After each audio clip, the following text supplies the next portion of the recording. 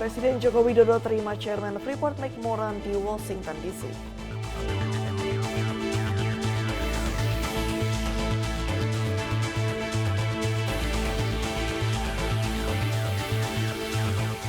Pengucapan Sumpah Ketua Mahkamah Konstitusi masa jabatan 2023-2024.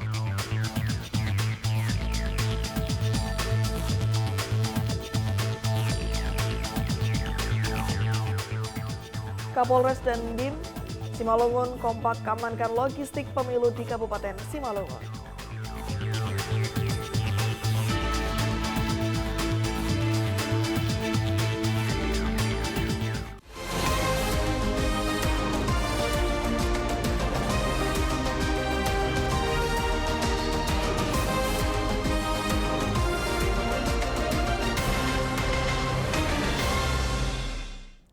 Selamat pagi pemirsa, Presisi Pagi kembali hadir edisi Selasa 14 November 2023. Selain 3 berita utama tadi, selama 1 jam ke depan kami juga telah menyiapkan sejumlah informasi terkini lainnya. Saya Ibda Ines, inilah Presisi Pagi selengkapnya.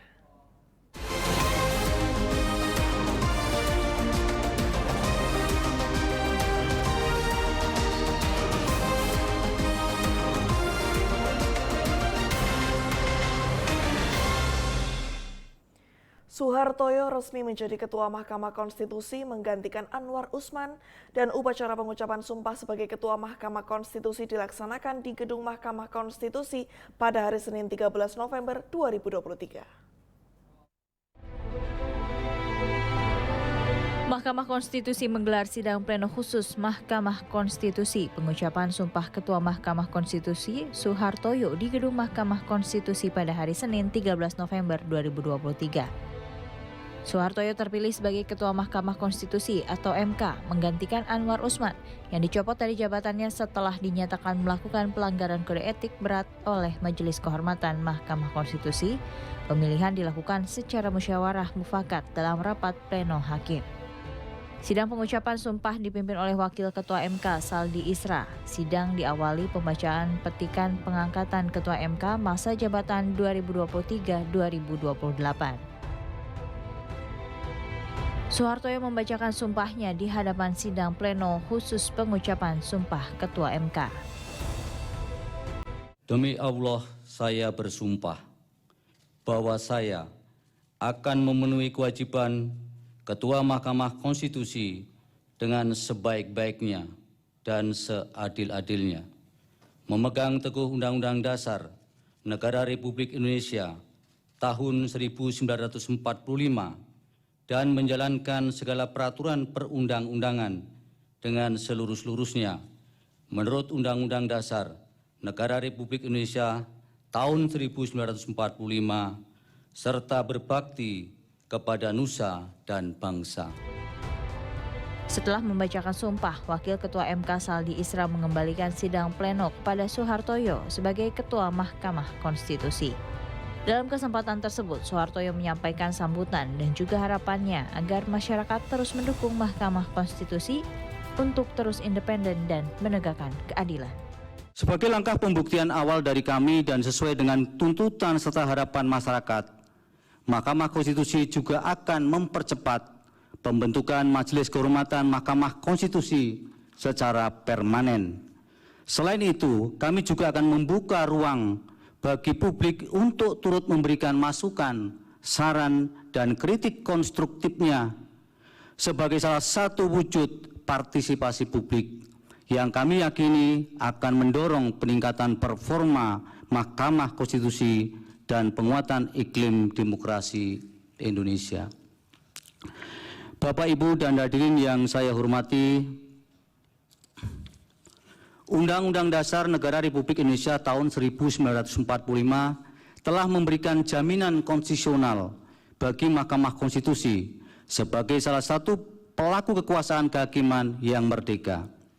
Sifat kemerdekaan lembaga peradilan ini harus dipahami sebagai bebas dari segala campur tangan pihak manapun, baik yang bersifat internal maupun yang berasal dari kekuasaan ekstrayudisial. Oleh karena itu kami berharap kepada semua agar bersama-sama menjaga kemandirian Mahkamah Konstitusi, termasuk untuk tidak memengaruhi dan mengintervensi independensi Hakim Konstitusi dan Mahkamah Konstitusi, sehingga penegakan keadilan konstitusional dapat terwujud sesuai dengan harapan kita bersama. Dengan penuh kerendahan hati, saya pun memohon kepada publik dan masyarakat luas agar kembali memberikan dukungan terbaiknya kepada Mahkamah Konstitusi, sehingga kami dapat segera bangkit kembali, melangkah dan bekerja lebih cepat sesuai dengan harapan para pencari keadilan. Komisi Pemilihan Umum secara resmi menetapkan 3 pasangan calon presiden dan wakil presiden untuk pemilu serentak 2024, yakni pasangan Anies Baswedan dan Muhaimin Iskandar, Ganjar Pranowo dan Mahfud MD, serta Prabowo Subianto dan Gibran Rakabuming di Gedung Komisi Pemilihan Umum di Jakarta. Pada hari ini, sesuai dengan pasal 276 ayat 1, pada tanggal 13 November 2023 jam 14 waktu Indonesia Barat lewat 2 menit dan 24 detik. Kami memilih waktu jam 14 lewat 2 menit lewat 24 detik menjadi pesan simbolik. Itu adalah hari pemungutan suara nanti. Ya, angka-angkanya. Berdasarkan pasal 235 ayat 1 Undang-Undang Nomor 7 Tahun 2017 dan telah dilakukan sidang pleno KPU tertutup sebagaimana tadi yang telah dijelaskan oleh Ketua KPU Republik Indonesia, ya, KPU telah menyatakan ya bahwa pasangan calon presiden dan wakil presiden Haji Anies Rashid Baswedan PhD dan Dr. Honoris Causa Haji A. Muhaimin Iskandar yang diusulkan oleh partai politik, Partai Nasdem, Partai Kebangkitan Bangsa, Partai Keadilan Sejahtera telah dinyatakan memenuhi syarat dan dinyatakan sebagai pasangan calon presiden dan wakil presiden untuk pemilu serentak 2024. Selanjutnya, untuk pasangan calon presiden dan wakil presiden Haji Ganjar Pranowo SH.MIP dan Profesor Dr. Haji M.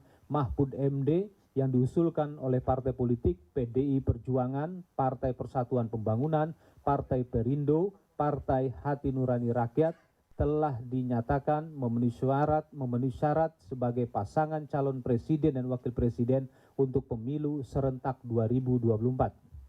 Selanjutnya, untuk pasangan calon presiden dan wakil presiden Haji Prabowo Subianto dan Gibran Rakabuming Raka ya, yang diusulkan melaksanakan tahapan pengundian dan penetapan nomor urut pasangan calon presiden dan wakil presiden sebagaimana ketentuan yang terdapat di presiden tersebut rencananya akan digelar di kantor KPU Republik Indonesia. Kepolisian Republik Indonesia menegaskan akan bersikap netral menghadapi pemilu 2024 demi terciptanya suasana pemilu damai 2024 nanti.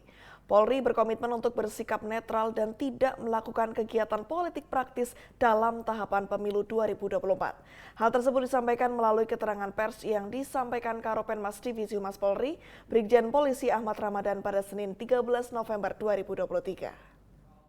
Terkait netralitas Polri dalam pemilu 2024, dalam rangka memelihara kehidupan bernegara dan bermasyarakat, serta profesionalisme, Polri berkomitmen untuk bersikap netral dan tidak melakukan kegiatan politik praktis dalam tahapan pemilu 2024. Netralitas Polri dalam pemilu 2024 diatur dalam Undang-Undang Nomor 2 Tahun 2022 tentang Kepolisian Negara Republik Indonesia, Pasal 28 ayat 1 yang berbunyi, menyatakan bahwa Polri harus bersikap netral dalam kehidupan politik dan tidak terlibat dalam kegiatan politik praktis.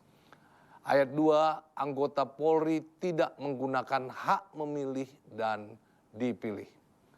Kemudian peraturan pemerintah nomor 2 tahun 2003 tentang peraturan disiplin anggota Polri, pasal 5 huruf B, dalam rangka memelihara kehidupan bernegara dan bermasyarakat, anggota Polri dilarang melakukan kegiatan politik praktis. Peraturan Polri nomor 7 tahun 2022 pasal 4 huruf H, setiap pejabat Polri dalam etika kenegaraan wajib bersifat netral dalam kehidupan politik. Kemudian surat telegram Kapolri nomor ST 246 3 Romawi Ops tahun 2022 tentang profesionalisme dan netralitas Polri dalam menjaga kehidupan berpolitik. Berikut surat telegram Kapolri nomor ST 2407-10 Romawi /HUK 2023 tanggal 20 Oktober 2023 tentang netralitas anggota Polri dalam pemilu 2024. Kemudian lembar penerangan kesatuan nomor 4/Humas/Pensat tentang netralitas Polri dalam pemilu 2024. Kemudian lembar penerangan satuan nomor 54/10 Romawi Humas/Pensat arahan bagi personel Polri jelang pesta demokrasi. Adapun arahan bagi seluruh anggota Polri terkait netralitas Polri sebagai berikut. 1.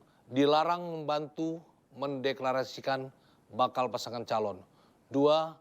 Dilarang menghadiri dan atau menjadi pembicara atau narasumber pada kegiatan deklarasi, rapat, kampanye, dan pertemuan partai politik maupun komunitas relawan kecuali pengamanan yang berdasarkan surat perintah tugas. 3. Dilarang mempromosikan, menanggapi, dan menyebarluaskan gambar, foto bakal pasangan calon, baik melalui media massa, media online, media sosial. 4.